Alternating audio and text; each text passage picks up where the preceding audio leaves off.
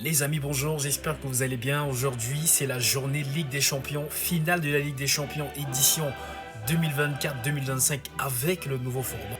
Qui va gagner la Ligue des Champions? Est-ce que le PSG, 55 ans depuis sa naissance jusqu'à aujourd'hui, est-ce qu'ils vont enfin soulever la coupe aux grandes oreilles? La dernière fois, c'était en 2010. Oui, la dernière fois, c'était en 2010 avec cette équipe incroyable, l'Inter de Milan, avec des joueurs exceptionnels, notamment Samuel Eto'o, Schneider, Diego Milito. Également l'artisan, le grand artisan, là, lui en haut, José Mourinho.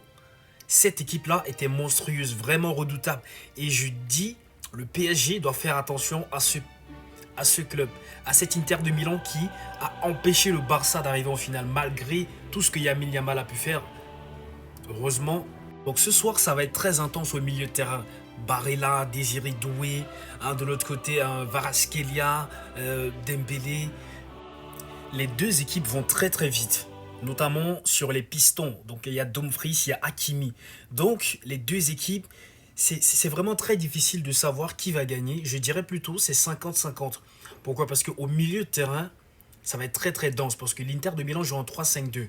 Et de l'autre côté avec le PSG, ils ont une suractivité au milieu de terrain, notamment avec João Neves, Vitinha et Ruiz.